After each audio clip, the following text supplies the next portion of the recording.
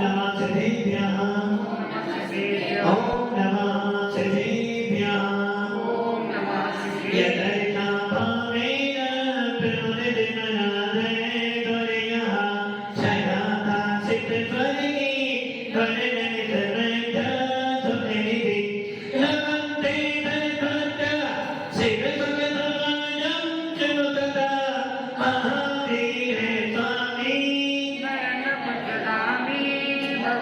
महावीर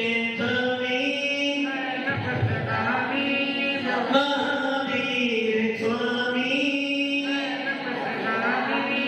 परमानंदनिता जाने दर्शनयिका चारित्रानंदपेना मोक्षे मार्गोपदेशका पंच प्रवेशे भगवान की एक आदिनाथ भगवान की एक शांतिनाथ भगवान की अंतिम सत्संगरी भगवान महावीर स्वामी की ओम श्री बाहुबली भगवान की आचार्य श्री कुंद कुंद भगवंत की आचार्य श्री विमल सागर जी महाराज की आचार्य गुरुदेव सरस्वती सागर जी महाराज की एक कामनो करमणि राजो की दाता जीवनी माता की मुनि परम पूज्य दिव्य तपस्वी अध्यात्मराज संत तृतीय संताचार्य वंशी सुंदर सागर जी महाराज की समस्त आचार्य संघ की भव्य आत्माओं भगवान महावीर की पावन देशना का रक्षा स्वागत कर रहे हैं और भगवान महावीर हमारे अंतिम तीर्थ हैं जिन्होंने इस हुड्डा अवसरपणी काल में जन्म लिया और जन्म लेकर जन्म मरण को नष्ट करने वाले निर्गंध विष को धारण कर घनघोर तपस्या के बल पर आत्मा में केवल ज्ञान की ज्योति प्रकट की। ऐसे भगवान महावीर जिनके प्रसाद से इंद्रभूति गौतम को भी भेद विज्ञान प्राप्त हुआ, ऐसे भगवान महावीर जिनकी छत्र छाया में रहकर चंदना ने अपना कल्याण किया और जिन भगवान महावीर की देशना सुनते सुनते सुनते राजा सैनिक जिन्हें हम बिंबसार कहते हैं, ऐसे राजा सैनिक को 46वें दर्शन की प्राप्ति हुई। तीर्थंकर प्रकृति का भक्त हुआ और आने वाले उस सर्पणी काल के प्रथम तीर्थंकर ऐसे राजा सैनिक जिनके समुद्र का मुख्य श्रोता था, ऐसे भगवान महावीर की दिव्य देशना सुनते सुनते हजारों जीवों ने आत्मा का कल्याण किया। उसी संतरा में अनेकों अनेक केवी हुए, सूत केवी हुए, 11 के धारी हुए, 10 फूल के धारी हुए और चलते चलते जान धीरे धीरे ठीक होते होते एक दिन ऐसा भी आ गया, एक काल ऐसा भी आ गया कि अब ज्ञान का विनाश हो जाएगा। ऐसे विचार में आचार्य दर्शन बैठे थे। उन्होंने अपना संपूर्ण ज्ञान किसको दो परीक्षा करने के लिए मुनि समुदाय के पास समाचार भेजा। वहां से 2 मुनिराज आए। आचार्य भगवंत ने उन पे कृपा कर अपना अलौकिक ज्ञान उनको दिया, जिसके माध्यम से हमारे यहाँ जिनवाणी की रचना हुई। ऐसे महान आचार्यों का हमारे ऊपर उपकार रहा, जिन्होंने हमें जिनेंद्र देव की वाणी को लिपिबद्ध कर हमारे सामने प्रस्तुत किया, जिसको सुनकर पढ़कर चिंतन मनन कर हम आत्मा से परमात्मा बनने की यात्रा साधते हैं। उसी संतरा में आचार्य कुंद का नाम आता है। इनका नाम मात्र सुनने से आचार्य कुंद स्वामी का सिर्फ नाम मात्र सुनने से ही आत्मा का वेदन शुरू हो जाता है। ऐसे आध्यात्मिक विद्ता अनेकों शास्त्रों के लेखक 84 पाहों को लिखने वाले आचार्य कुंद स्वामी सुनते हैं कि जब वो मुनि बने थे 11 साल की उम्र का एक मुनि जब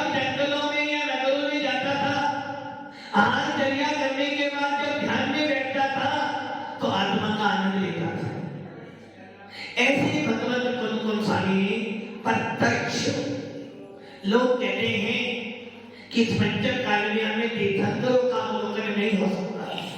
इस पंचम काल में हमें साक्षात अनंत भगवान की देखना सुनने को नहीं मिल सकती है, किंतु भगवंत कुन स्वामी का आपने देखो कि उनको साक्षात श्रीमंदर स्वामी की देखना सुनने को मिली। ऐसे कुन स्वामी जी को भक्त भाव स्वामी जैसे शुद्ध केवली गुरु का समागम मिला। ऐसे कुन स्वामी जी के बारे में कहते हैं कि उनको चारण वृद्धि थी, आकाश में गमन करते थे। ऐसे भगवान कुन स्वामी ने अनेकों अनेक शास्त्र लिखे और जिसमें आत्मा की चर्चा की, आत्मा का कैसे उत्थान हो, आत्मा किस प्रकार परमात्मा बने, भेद विज्ञान क्या होता है, संसार से मोक्ष की यात्रा किस प्रकार करें, ऐसा उपाय उन्होंने अपने प्रत्येक शास्त्र में लिखा। उनका एक शास्त्र है रेण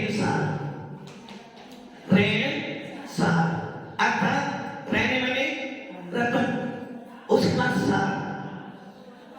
पत्थरों को पूछते पूछते तो जीवन निकल गया, और ऐसे ना जाने कितने हजारों लोग होंगे जो अपनी तिजोरियों में पत्थरों को जोड़ जोड़ कर उनकी कीमत करते होंगे। किंतु कुन स्वामी कह रहे पत्थर तो पुतले हैं, इन पत्थरों में पड़ जाओगे तो संसार में भटक जाओगे, किंतु रेण सार, रत्नत्रय का सार।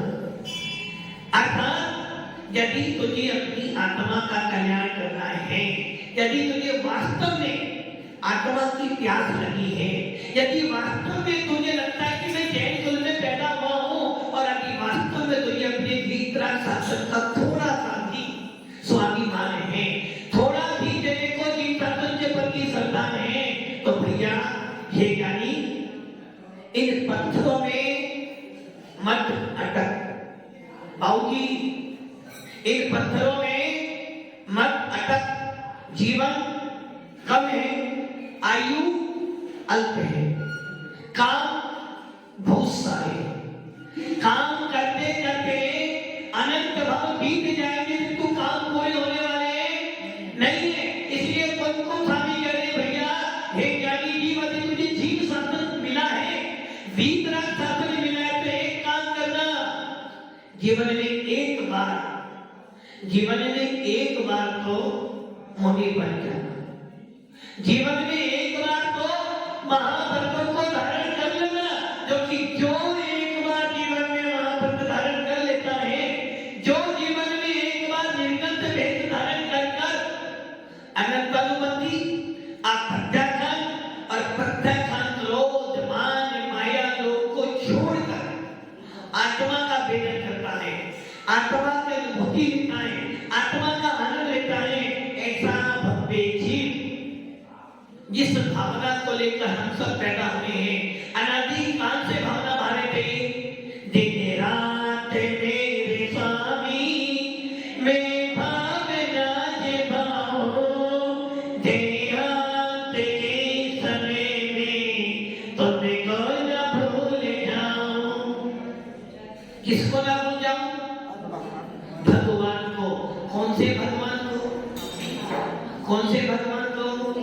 पहाड़ के भगवान को याद करते करते जीवन बीत गया है, पल को देखते देखते मन नहीं भरा है, किंतु कुन स्वामी कह रहे भैया अब तो निर्ग्रंथों के मार्ग पर आया है, अब तू मोक्ष मार्ग पर आया है, अब तो तुझे क्या काम करना है? बस एक ही काम करना है। और कौन सा काम? आत्मा हूँ, आत्मा हूँ, आत्मा मैं सदा जायके स्वामी आत्मा। कौन हूँ मैं? आत्मा। कैसी आत्मा? जायक स्वामी आत्मा।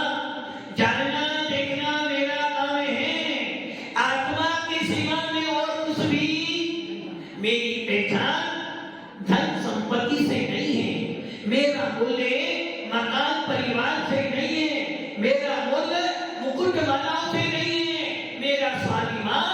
मेरा मूल्य तो मेरे सत्य के दर्शन, सत्य ज्ञान, सत्य चारित्र से है। जिसने आत्मा के प्रति प्रीति लगाई है, जिसने आत्मा में रुचि लगाई है, उसके लिए भेद विज्ञान फ्री में मिल जाता है।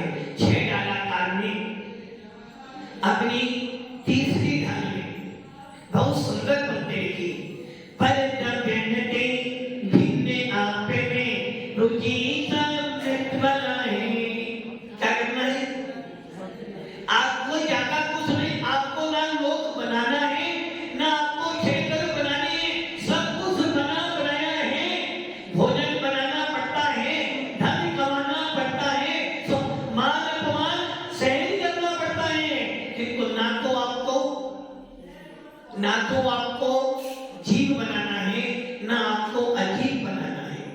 आपके लिए ना नरक बनाना, ना स्वर्ग बनाना, ना मोक्ष, सब बना हुआ है। मात्र तेरे को जगना है, मार्ग तुझे मोक्ष मार्ग को जानना है। जिसने अपनी आत्मा में रुचि बनाई है, जिसने ये मान लिया है पर द्रव्यों में सुख है, उसके लिए जीव शासन नहीं है। मैं सुखी दुखी में रंजना, मेरे धन को धन प्रभा। जिसकी मानता क्या है? तनि उपजत अपनी शरीर की उत्पत्ति से मेरा मूल्य होता है, और शरीर के विनाश हो जाने से मेरा मरण हो जाता है। घर की छत गिरती है तो आत्मा गिर जाती है, और घर में पोता उत्पन्न होता है तो आत्मा का उत्थान हो जाता है। इसकी ऐसी बनती है, मिथ्या दृष्टि है, भई आत्मा है। और जिसने ये जाना मेरे आत्मा के सिवा, मेरे चेतन भगवान के सिवा सारी पर वस्तुएं हैं। चेतन हो अचेतन हो, मूर्त हो या मूर्त हो, मेरे भगवान आत्मा को छोड़कर परमाणु मात्र भी मेरा।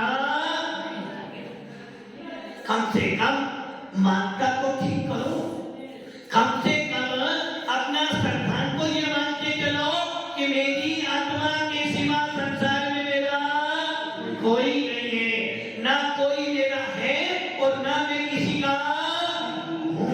यदि ये भाव मन में आते हैं, ये भाव मन में आते हैं, तो समझना कहीं ना कहीं अंदर के कोने में एक दीपक जलता है। प्रभु नाम जपने से सब सुख प्राप्त।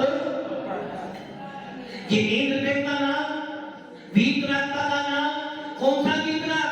भाई ये वीतराग नहीं, अंदर की आत्मा को याद करोगे तो अंदर दीपक जलेगा। वो दीपक होगा सत्य के दर्शन का, वो दीपक होगा तुम्हारे भेद विज्ञान का, वो दीपक तुम्हारे परमात्मा का दीपक जलेगा, जो तुम्हारे अंधकार को दूर कर प्रकाश ही प्रकाश कर देगा।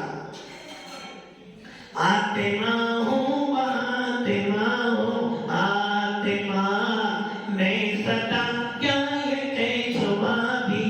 आत्मा गोरा काला जो भी दिखता चाम है, मोटा पतला हो नहीं सिखा खामे।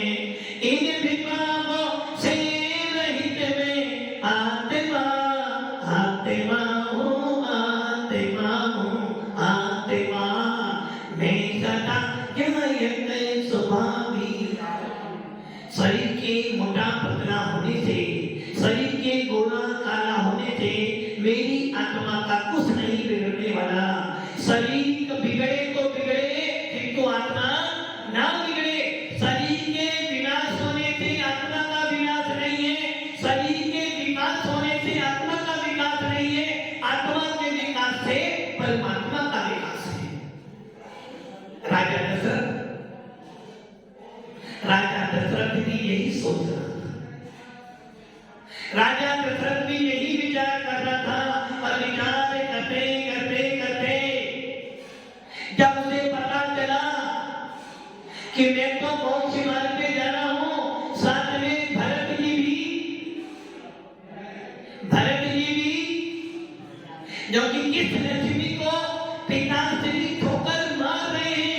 जिस लक्ष्मी को पिता श्री छोड़ रही है, वो लक्ष्मी कभी अच्छी कहाँ गए वो राम और लक्ष्मण जी रावण, कहाँ गए वो चक्रवर्ती जितने 6 खंड जीते।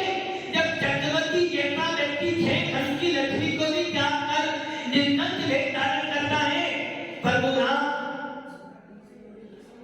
जिनके पास में पूरा अयोध्या का राजा था, वो भी लक्ष्मी छोड़ के गए।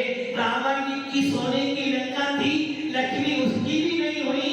आदिनाथ भगवान जिनके कुल में भरत जैसे भरत जैसे बाहुबली जैसे पुत्र हुए, जब लक्ष्मी उनकी नहीं हुई, और कुबेर इंद्र की भी लक्ष्मी कहती है जितना पकड़ोगे उतना भागेगी, जितना दान करोगे उतने पीछे पीछे दौड़ेगी।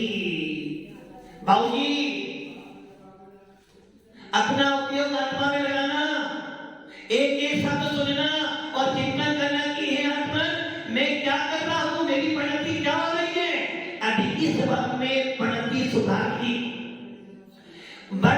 भूत मेरा क्या था मुझे नहीं पता, भविष्य मेरा क्या होगा चिंता नहीं है, वर्तमान को सुधार लूंगा सारा भूत सुधर जाएगा, वर्तमान को बदल दूंगा तो मेरा भविष्य उज्जवल हो जाएगा।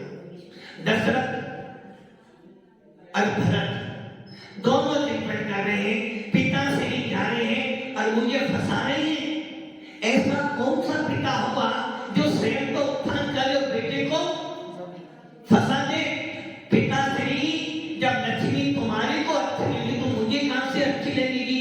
ये इंद्रिय भोग कभी भी अच्छे नहीं, इसलिए मैं को अब वन में जाऊंगा, मुनि बनूंगा और आत्मा को आत्मा में स्थापित कर आत्मा से परमात्मा बनूंगा।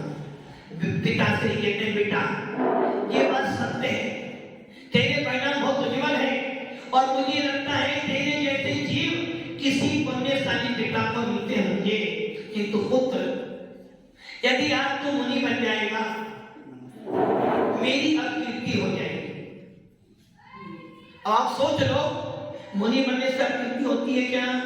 दशरथ कह रहा है, समय व्यक्ति कह रहा है कि हे भरत, यदि तू मुनि बना तो मेरे पे कलंक लग जाएगा।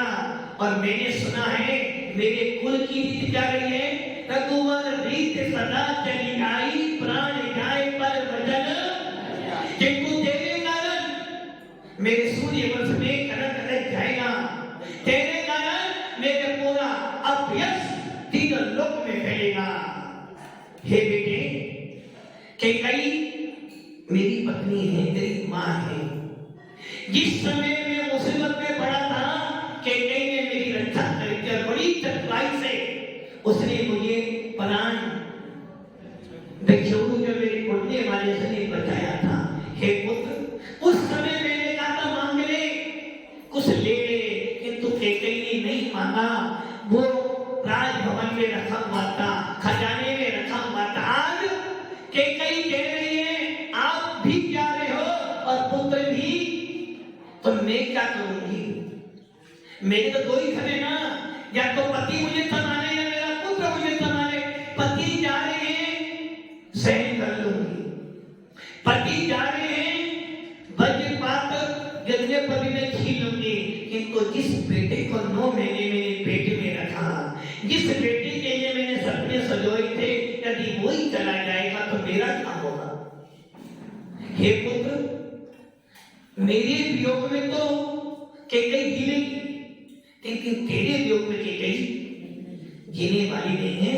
क्योंकि पिता जब कोई लड़की विवाह कर आती है तो पति से पति बहुत प्रेम करती है, किंतु जैसे ही पुत्र उत्पन्न हो जाता है तो उसका प्रेम बढ़ जाता है। कैकेयी मुझे बहुत प्रिय है, किंतु आज कैकेयी के मन में संताप है, शोकाकुल हो रही है। हे पुत्र, मेरे बिना तो वो अब छीलेगी, क्योंकि मैं तो अब बूढ़ा हो चुका हूं। अब मैं तो अपना कल्याण मार्ग पे जाऊंगा। यही सूर्य वंशों की यही रीत है कि जब देखें कि उम्र पूरी हो रही है, बात सफेद हो रही है, तो सदा के मार्ग पर चला जाना चाहिए। बेटा तेरी तो अभी उम्र कुमार अवस्था है, तेरी उम्र तो अभी खेल कूद की उम्र है, इसलिए है पुत्र तेरे वियोग में तेरी माँ मर जाएगी और उसका सारा पाप, उसकी सारी आकृति मेरी होगी। तो कैसा दशरथ, कैसा रघुवंश के कुल में कलंक पैदा हुआ जिसने अपना वचन पूरा नहीं किया। हे पुत्र अब मेरा अपमान और सम्मान तेरे हाथ में है। भरत जी सुनते हैं और कहते हैं पिताश्री, जब राजा सगर मुनि बनने गया था तो उनके बेटों ने भी मुनि दीक्षा ली थी। हे पिताश्री आप कुछ भी कर लेना, जम्मू स्वामी जैसे महापुरुषों ने भी दीक्षा ली थी, मैं तो दीक्षा लेकर कल्याण करने जाऊंगा, मेरे को आपसे कैसे कोई प्रयोजन।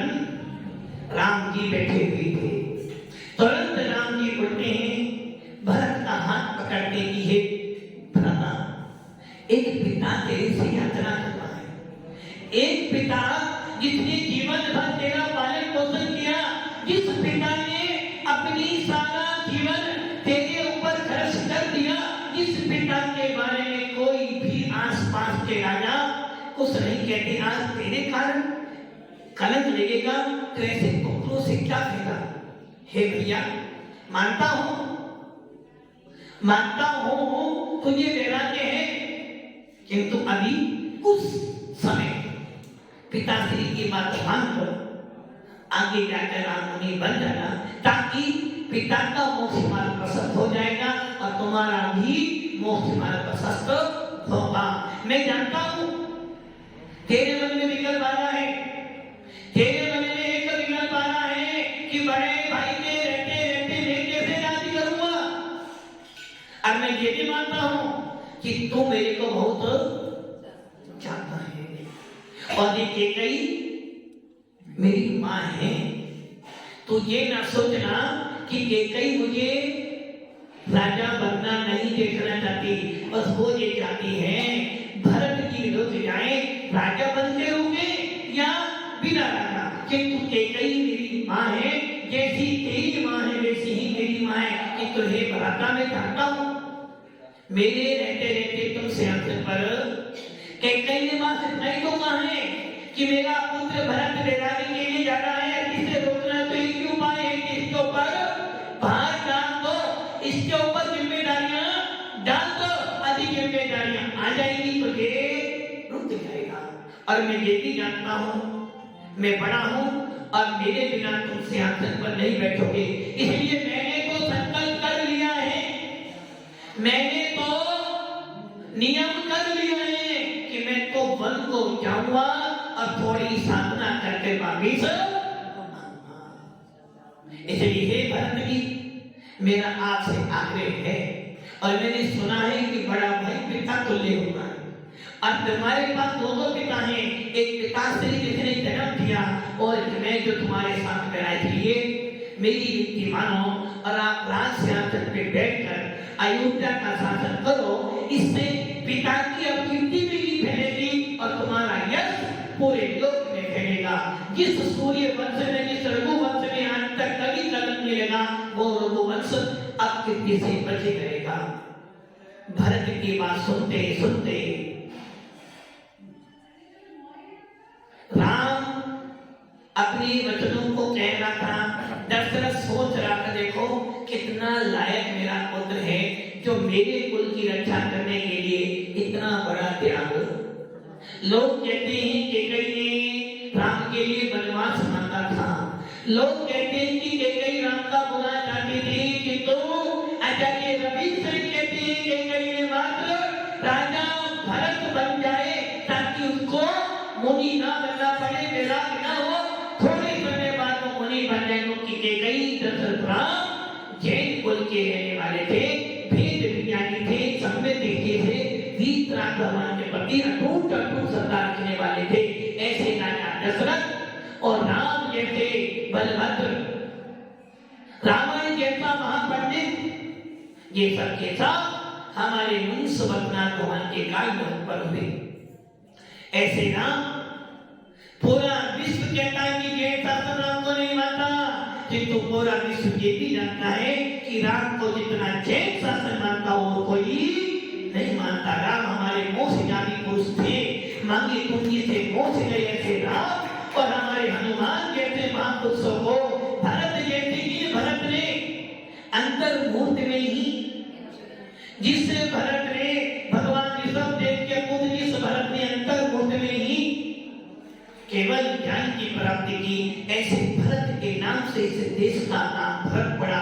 ऐसा जैन शासन, ऐसा वीतराग शासन जिनको मिल जाता है वो आत्मा से परमात्मा बन जाता। हम सब भी उस वीतराग शासन के अनुयायी हैं, उस वीतराग शासन के प्रति श्रद्धा रखते हैं। भव्य आत्माओं, ज्ञान मिला है, जिन शासन मिला है, अपनी आत्मा का उत्थान करो, अपनी मोक्ष मार्ग को पसंद करो। ओम नमः शिवाय। बोली परम पूज्य आचार्य देव